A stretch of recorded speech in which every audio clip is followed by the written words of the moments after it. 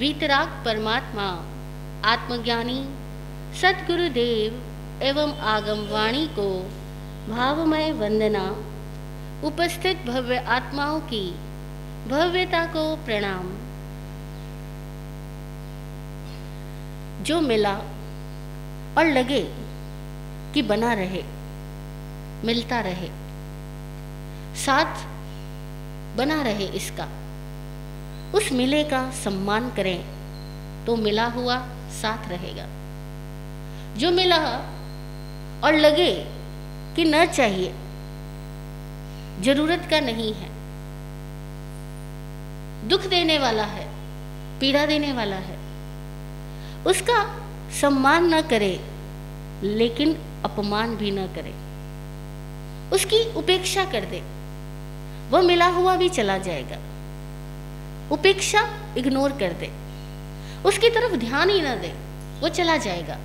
किंतु अगर वो नहीं चाहिए इसीलिए उसका अपमान करना शुरू कर दिया, उसकी खामियां खोजनी शुरू कर दी, उसकी कमियां और दोषों की चर्चा करनी शुरू कर दी, तो वह जाएगा या नहीं जाएगा, लेकिन अंदर में संस्कार जरूर छोड़ जाएगा। जाएगा या नहीं जाएगा, छूटेगा या नहीं छूटेगा, लेकिन भीतर में अपना प्रभाव जरूर अंकित कर देगा। इसीलिए जो नहीं चाहिए उसको इग्नोर कर दो।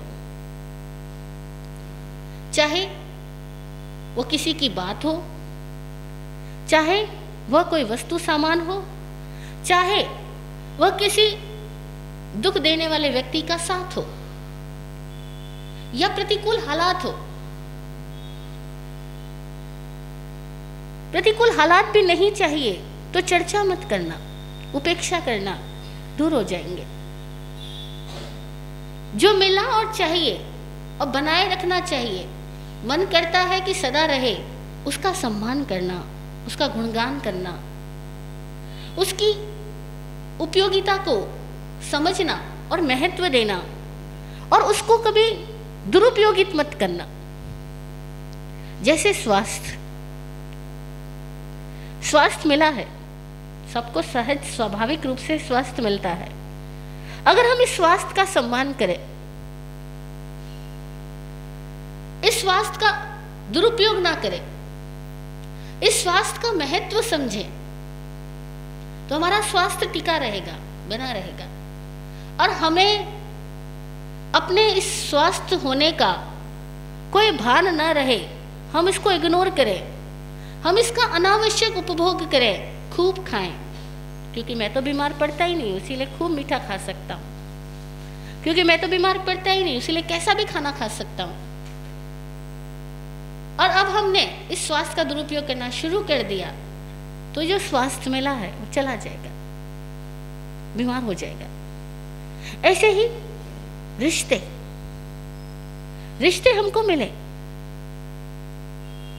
हमें इन रिश्तों का सदुपयोग करना, इनका सम्मान करना, इनका महत्व जानना, इनका आभारी बनना, इनमें गुण खोजना।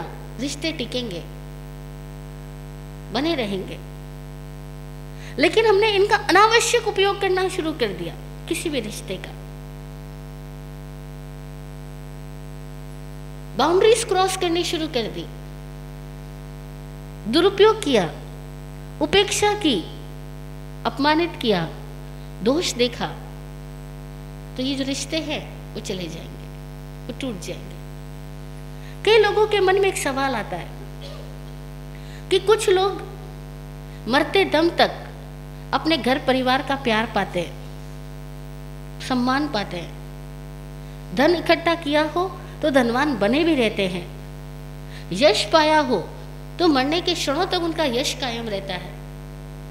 तो कई लोग ऐसे भी देखे जाते हैं जो एक टाइम तो बहुत धन पाते हैं, उसके बाद धनहीन हो जाते हैं, एक टाइम तो बहुत सम्मान पाते हैं, उसके बाद उनका समाज में कोई नाम ही नहीं बचता, एक टाइम तो उनका घर परिवार सब उनके साथ रहता है, और कभी कभी बुढ़ापा आते आते सारे लोग उनका साथ छोड़ के चले जाते हैं। तो लोग कहते हैं कि इनकी पुण्यवानी में कमी क्यों हो गई, इनके साथ ऐसा क्यों हुआ, कल 100 लोग इनको पुकारा करते थे, आज 2 लोग भी नहीं। कल इतने लोग इनके पास बने रहते थे, आज कोई पास बैठना भी पसंद नहीं करता। कल ये जो बिजनेस करते थे धन पाया करते थे, आज जो भी बिजनेस करते थे लॉस ही लॉस हो रहा है। इनके साथ ऐसा क्यों होता है? ये पुण्यवानी कम क्यों हो जाती है? ये पुण्यवानी खत्म क्यों हो जाती है? अमीर आदमी गरीब क्यों हो जाता है? स्वस्थ आदमी बीमार क्यों हो जाता है? घर परिवार वाला आदमी बेपरिवार वाला क्यों हो जाता है? क्यों हो जाता है? पुण्यवानी कम हो गई। व्हाट इज पुण्यवानी? वो जो पुण्यवानी कम हो गई वो क्या है पुण्यवानी? हम सब नॉर्मली एक वर्ड ही कहते हैं कि इनकी पुण्यवानी कम हो गई, कमजोर हो गई, यही बोलते। पुण्य था सब कुछ था, पुण्य गया सब कुछ चला गया। वो जो पुण्य था और वो जो पुण्य चला गया, वो पुण्य क्या? देखा उसको जाते हुए? किसी ने देखा? सबने एक वर्ड बोला कि पुण्य चला गया। वो पुण्य क्यों चला गया उसका साइंस समझना। वो जो पुण्य चला गया इसका मतलब यह है कि जो उनको मिला था उसका उन्होंने सम्मान सदुपयोग नहीं किया, सम्मान नहीं किया, सदुपयोग नहीं किया, समविभाग नहीं किया, सम्यक विभाजन नहीं किया, सबके साथ शेयर नहीं किया। तो पुण्य था, मिला था, लेकिन धीरे धीरे सब चला गया। वे लापरवाह हो गए थे। वे लोग जो लापरवाह हो जाते हैं प्राप्त चीजों को धीरे धीरे खो देते हैं। इसीलिए कई लोग होते हैं धनवान होने के बाद में ऐसा मानना शुरू कर देते हैं कि धन कमाना मेरे लिए दाएं हाथ का खेल है, जब मर्जी कमा लूंगा। एकदम लापरवाह हो जाते हैं। कहते मैं तो जिस भी आदमी के साथ बात करता हूँ उसको पटा ही लेता हूँ, अपना माल बेच ही देता हूँ, मेरे को कोई फर्क नहीं पड़ता। 13 की चीज़ 300 में, 300 की चीज़ 3000 में, 3000 की चीज़ 30,000 में मैं यूँ बेच के आ जाता हूँ। बड़ी बड़ी बातें करते हैं। एक टाइम उनका बिकता भी है और फिर एक टाइम जब नहीं बिकता तब हम कह देते पुण्य कमजोर हो गए। हकीकत यह है कि उन्होंने अपनी क्षमताओं का सही उपयोग नहीं किया, इसीलिए पुण्य खत्म हो गए। जो मिला उसका रेस्पेक्ट नहीं किया। और फिर बड़ी उल्टी बात एक और होती है, वो ये होती है कि जब उनके साथ प्रतिकूलताएं आनी शुरू हो जाती है, अब बिजनेस नहीं चल रहा, अब स्वास्थ्य नहीं बना रहा पहले जैसा, अब रिश्ते पहले जैसे नहीं रहे, ठीक है, मतलब अब प्रतिकूल हालात आने शुरू हो गए, तो दुनिया तो कह रही है कि पुण्य कमजोर हो गए। और वो पता क्या कहते हैं? वो कहते हैं सबका भला किया, सब लोग बेकार निकले। एक तो प्रतिकूलता, और प्रतिकूलता में उनकी सोच और ज़्यादा नकारात्मक हो जाती है। और अब वे कहना शुरू करते हैं दुनिया ऐसी है, समाज ऐसा है, जमाना ऐसा है, भलाई करने का कोई युग नहीं है, मैंने जिसका अच्छा किया सब मुझे धोखा दे के चले गए, भाइयों को मैंने विकसित किया, बड़ा किया, धंधा लगाया, सारे भाई देखो आज कमा रहे, मुझे कोई नहीं पूछता।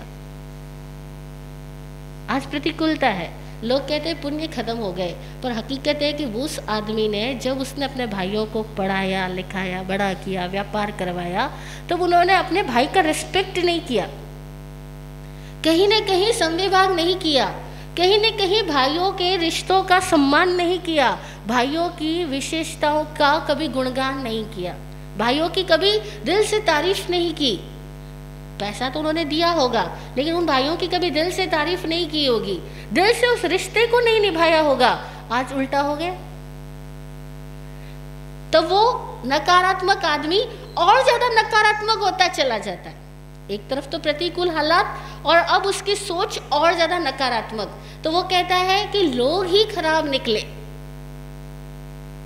तो जब आदमी मिल रहा है तब उसको सही कैसे जीना वो कला नहीं जानता, फिर जब नहीं मिलता तो उस नहीं मिल रहे को कैसे समता में जीना वो कला नहीं जानता, और जब नहीं मिल रहा है तब उसकी जो नकारात्मकता होती है वो उसको और अधिक नहीं मिलने की तरफ ले जाती है।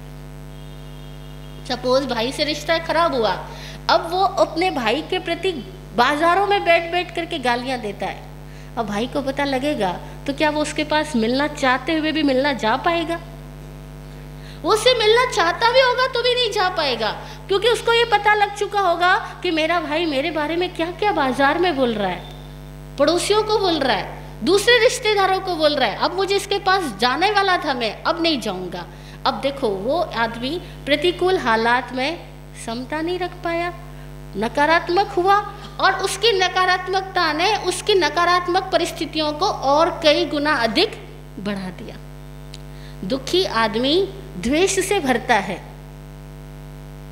अक्सर जो आदमी दुखों में जी रहा होता है वो द्वेष से भर जाता है, और फिर वो द्वेष से भरने की वजह से अपने द्वेष की तरंगों को बाहर फेंकता है, विचारों से फेंकता है, शब्दों से फेंकता है।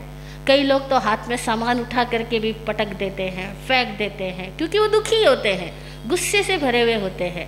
तो वो द्वेष से भरे हुए वस्तुओं का बिगाड़ करते हैं, रिश्तों का बिगाड़ करते हैं, संबंधों का बिगाड़ करते हैं, शब्दों को बिगाड़ करके बोलते हैं, और तब द्वेष से भरा हुआ वो आदमी अपने दुखों को कई गुना अधिक बढ़ा लेता है। दुखी था, द्वेष से भरा हुआ था, द्वेष उलीचा और अपने दुखों को कई गुना अधिक बढ़ा लिया, और तब उसका दुख दुख को लाता चला जाता है, उसका दुख दुख को बढ़ाता चला जाता है, और ये एक ऐसा विशियस सर्कल पैदा हो जाता है जिसका कोई अंत नहीं होता। और फिर लोग कहते हैं कि देखो पुण्यवानी गई, एक छोड़ा, एक ने साथ छोड़ा, दूसरे ने भी छोड़ दिया, दूसरा थोड़े दिन टिका रहा, धीरे धीरे दूसरे ने छोड़ा तो तीसरे ने भी छोड़ दिया। यानी उसका जब लॉस होना शुरू हुआ तो एक आयाम से नहीं, कितने सारे डायमेंशन से लगातार उसका लॉस होता ही चला गया। बेटा गया, बहू नाराज हो गई, दूसरा बेटा था उसने बोलना बंद कर दिया, बिजनेस था वो खराब हो गया, तबीयत थी वो और बिगड़ गई। अब वो डॉक्टर के पास गया तो ऐसा डॉक्टर भी उसको ऐसा मिला कि वो उससे खूब पैसा ऐंठ रहा है और सही इलाज नहीं कर रहा है। लोग बोलते देखो जब पुनवानी में कसर आई तो उसको एक साथ जहाँ जाता है वहीं उसको नुकसान ही नुकसान होता है। अब एक बात बताओ, ऐसा क्यों होता है? साइंस समझना, ऐसा क्यों होता है? क्योंकि वो दुखी आदमी दुख में भरा हुआ द्वेष की तरंगे छोड़ता है, और जैसे जैसे वो द्वेष की तरंगे छोड़ता है तो जिसके भी पास जाता है उसको हर चीज़ नकारात्मक ही मिलेगी। नकारात्मक आदमी जहाँ हाथ लगाएगा उसको भी नकारात्मक ही बना देगा, वो जहाँ जाएगा उसको नकारात्मकता से ही पाला पड़ेगा। खुशनुमा आदमी जहाँ जाएगा उसको खुशनुमा लोग मिल जाएंगे। दुखी आदमी जहाँ जाएगा वो अपने दुखों के कारण से, कमी देखने की आदत की वजह से उसको ऐसे ही लोग मिलेंगे जो उसको ठग करके जाएंगे, और तब वो अपनी गिरते गिरते गिरते गिरते एंड स्टेज तक आते हुए सबके प्रति दुखों से भर करके चला जाएगा, और जब मरेगा तब भी अंतमति सो गति।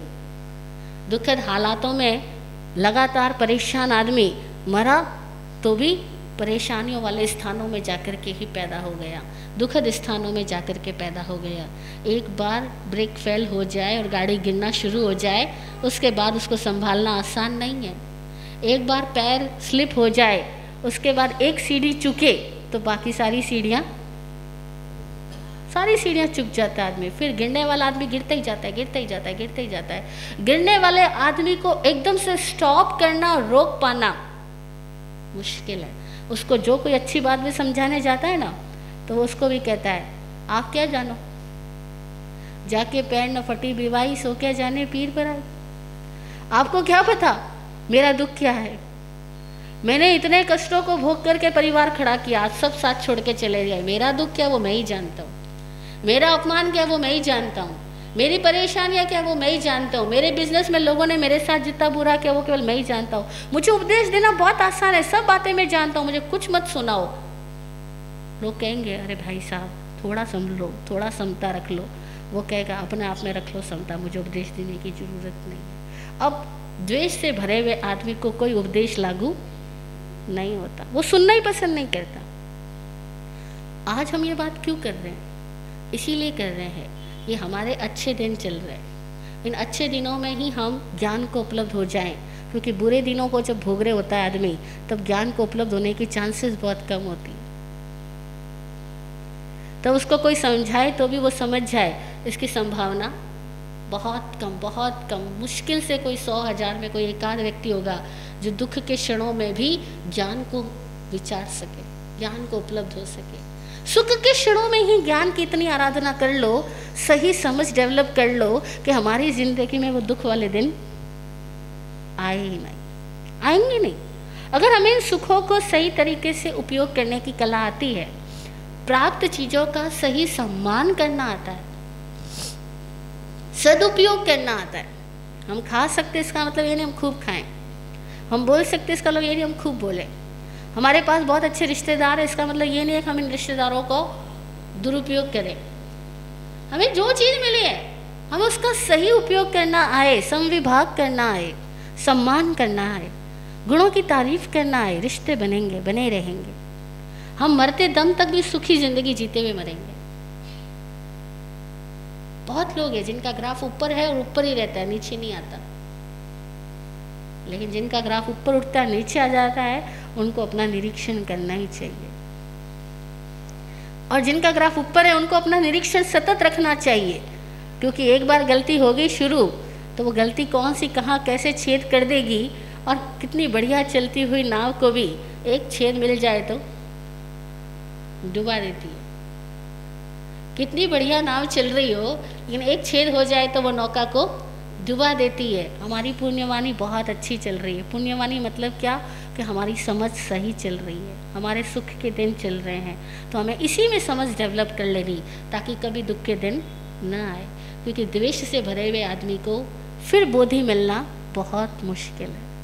भगवान महावीर कहते हैं कि दुर्लभे खलु मानुषे भवे, मनुष्य जन्म बहुत दुर्लभ है, उसमें भी संबोधि पाना अत्यंत दुर्लभ है। कहते दुसंबोहे अविजानो, जो ये अज्ञानी लोग हैं, जो ये परेशान लोग हैं, इनको बोध देना बहुत कठिन है। इसीलिए यही एक शुभ क्षण है, यही एक संधि का क्षण है जब हम बोधि को उपलब्ध हो सकते हैं। और अगर इस जन्म में बोधि को उपलब्ध नहीं हुए, इस समय में बोधि को उपलब्ध नहीं हुए, तो बाद में कभी बोधि को उपलब्ध हो सकेंगे, इसकी संभावना बहुत कम है। क्योंकि द्वेष से भरा हुआ आदमी मरेगा तो दुखद अवस्थाओं में पैदा होगा, नरक में जाएगा, तिर्यंच में जाएगा। इंसान भी बन गया तो ऐसी हालातों में पैदा होगा जहाँ सारे लोग नकारात्मक है, सारे लोग द्वेष और क्रोध से भरे हुए हैं। लोग ऐसे हैं जिनको खाने को नहीं मिल रहा, जिनको पहनने को नहीं मिल रहा, जिनको जीने और रहने के सामान नहीं मिल रहे। वो आदमी जो सुखद हालातों में था, गिरता गिरता वहाँ जाके पैदा होगा, और वहाँ उन लोगों के पास में अपनी 2 जून की रोटी के सिवाय कोई प्रश्न पैदा ही नहीं हो सकता है। तो उनको बुद्धि कैसे मिलेगी? उनकी सारी एफर्ट इस बात की रहेगी कि बस मुझे रोटी मिल जाए, मेरे को कपड़ा मिल जाए, मेरे को मकान मिल जाए। उसके आगे उनका कभी प्रश्न ही नहीं पैदा हो सकेगा। गिरता हुआ आदमी कहाँ तक गिरेगा? और फिर एक बार जब दुखद हालातों में आदमी का चक्र भी चालू हो गया, वहाँ से उस चक्र से बाहर निकलना फिर आसान नहीं होगा। इसीलिए यही क्षण है जब हम सब लोग अपने पुण्यों के शिखर पे बैठे हुए हैं। हम सब लोगों के पास में 2 स्थितियां हैं। हम बहुत सारे लोगों को इस जिंदगी में देख पा रहे हैं। उन लोगों को भी देख पा रहे हैं जो सुखों को भोग कर रहे हैं, उन लोगों को भी देख पा रहे हैं जो दुखों को भोग कर रहे हैं, उन लोगों को भी देख पा रहे हैं जिनकी पुण्यवाणी उदय में है, उन लोगों को भी देख पा रहे हैं जिनकी पुण्यवाणी अस्त हो रही है, हो चुकी है। हम सबको देख रहे हैं। हमें दोनों को देख करके ज्ञान हासिल करना है। हमें दोनों को देख करके ज्ञान हासिल करना है, समझ हासिल करनी है कि वो कैसे बढ़ा, वो कैसे गिरा। जो बढ़ा उसके कारणों को जानो, जो गिरा उसके कारणों को जानो, और अपने भीतर से उन सारे कारणों को दूर कर दो जो कभी गिरा सकते हो, जो कभी हमें द्वेष से भर सकते हो। उन कारणों को दूर करो। कौन द्वेष से भरेगा? जैसे ही किसी चीज का दुरुपयोग करोगे, वो चीजें किसी न किसी दिन द्वेष से भर देगी। हम रिश्तों के साथ बड़ा दुरुपयोग करते हैं। जो चीज़ें हमें आसानी से मिल जाती है, हम उसको ऐसे ही लेते हैं, टेकन फॉर ग्रांटेड। पैसा आसानी से मिल गया, taken for granted. Papa mummy आसानी से मिल गए, वाइफ बच्चे आसानी से मिल गए। कौन सम्मान करे? कौन सदुपयोग करे? कौन उनको अपना भीतर का भाव दे, समझ दे? कौन उनके साथ बैठ करके समझ को विकसित करने का प्रयास करे? हम नहीं करते, केवल अपेक्षाएं पालते हैं। और जब ज़्यादा अपेक्षाएं बढ़ जाती है, रिश्ते टूटने शुरू हो जाते हैं। क्योंकि अपेक्षाएं बढ़ गई, नाराजगियां बढ़ेगी, नाराजगियां बढ़ गई, दूरियां बढ़ेंगी, दूरियां बढ़ गई, एक दूसरे से टूट जाओगे, और एक दूसरे से टूट जाओगे उसके बाद में दिल दिमाग में ही नरक पैदा हो जाएगी, दिल दिमाग में दुख पैदा हो जाएंगे, नरक पैदा हो जाएगी। इसीलिए संभलना जरूरी है, हर हाल में संभलना जरूरी है, सुख भोगते हुए भी, दुख भोगते हुए भी। अगर सपोज दुख भोग रहे हैं तब भी तुरंत संभल जाएं कि द्वेष नहीं करना है, अपनी गलती का कारण पता करना कि दुख क्यों आया, लॉस हुआ तो क्यों हुआ, चाहे वो बिजनेस का लॉस है, यश का लॉस है, चाहे अपनी फैमिली फ्रेंड्स का लॉस है, चाहे कोई रिलेशन का लॉस है, चाहे सामानों का लॉस है, लॉस हो रहा है तो क्यों हो रहा है, मेरे भीतर में मेरे कौन से लूज पॉइंट्स है जिसकी वजह से लॉस हो रहा है। अपने अंदर के पॉइंट्स को देखना और तुरंत संभल जाना, क्योंकि एक बार लॉस में दुख से भर गए ना तो दुखी आदमी को ज्ञान मिलना मुश्किल। एक रोती हुई महिला आई, बहुत परेशान, घर के हालातों से दुखी थी, और कहती है महाराज साहब मैं तो सबके लिए भलाई चाहती हूँ, फिर मेरे साथ बुरा क्यों होता है। ध्यान दीजिएगा क्या बोली, मैं तो सबके लिए भलाई चाहती हूँ, फिर मेरे साथ बुरा क्यों होता है। और उसका चेहरा, उसकी आंखें सब कुछ बता रही थी कि वो बहुत मातम मना रही है, बहुत शोक में ग्रस्त है। हमने कहा बहन आप सबका भला चाहते हो, क्या आप खुश हो, सुखी हो। बोली नहीं महाराज साहब मेरे दुखों का तो कोई पार ही नहीं है, बोलते बोलते रो पड़ी। मैंने कहा बहन क्षमा करना, लेकिन हकीकत ये है कि दुखी आदमी किसी को दुआ नहीं दे सकता। क्षमा करना, लेकिन दुखी आदमी दुआ दे नहीं सकता। वो बोले क्यों। मैंने कहा अगर दुआ दे रहे होते तो आप खुश होते, और आप खुश नहीं हो, आप दुखी हो, आपसे दुआ निकल ही नहीं सकती। जो अपने सुखों को नहीं मिलने पर दुखी है वो आदमी दूसरों के सुखों की कामना कैसे कर सकता है, कर सकता है क्या। भाई मेरे फूलों में खुशबू ही नहीं है और मैं कहूँ मैं तुम्हें फूल दूँ खुशबू तुम्हें मिलेगी, कैसे मिल सकती। जब मेरे फूल ही नकली है तो तुम्हें खुशबू नहीं दे सकेंगे। वो जो मुझे ही खुशबू नहीं दे रहे वो तुम्हें कैसे खुशबू दे सकेंगे, नहीं दे सकते। हमने कहा बहन अगर आप भला करना चाहती हो तो सबसे पहले खुद का भला करो। वो बोले वो कैसे। मैंने कहा खुश रहना शुरू करो, सुख के मोड़ पे आओ। जो आपके साथ प्रतिकूल हो रहा है उस प्रतिकूलता से दृष्टि हटाओ और इस बात पर दृष्टि लगाओ कि इस प्रतिकूलता में भी कितनी चीजें ऐसी है जो आपके साथ अभी भी अनुकूल है। सपोज दुख आया है, सपोज बिजनेस हट गया, सपोज घर में सारे लोग हमसे नाराज है, सपोज घर के सारे लोग हम पे गुस्सा कर रहे हैं, गालियां निकाल रहे हैं, इस बात में भी खुशी मनाओ कि घर के लोग घर में तो है, मैं बेघर तो नहीं हूं। इस बात की भी खुशी मनाओ कि वे लोग तुम्हें अपना समझ रहे हैं इसीलिए तुम्हें गालियां दे रहे हैं। तुम्हें अपना नहीं मानते तो गाली किसको देते। तुम पर कुछ तो राइट्स रखते इसीलिए तुम्हें गाली सुना रहे, बाहर वालों को नहीं सुना रहे। अरे उस प्रतिकूलता में भी अनुकूलता देख करके खुश हो जाओ। जब तक आप अपने आप का भला नहीं कर सकते आप दुनिया का भला कर ही नहीं सकते। जिस दिए में खुद में रोशनी नहीं जागी है वो दिया बुझे हुए दियों की रोशनी कैसे जगा सकता है, जगा ही नहीं सकता। पहले अपने दिए को तो जलाना होगा तो हम दूसरे और दिए जला सकते हैं। अब वो खुद का भला कैसे करना, यानी खुद को सकारात्मक बनाना सबसे पहला खुद का भला है। सबसे पहला खुद का भला है खुद की सोच को सकारात्मक बनाओ, अपनी भावों को सुखद बनाओ, अंदर से अच्छा फील करो।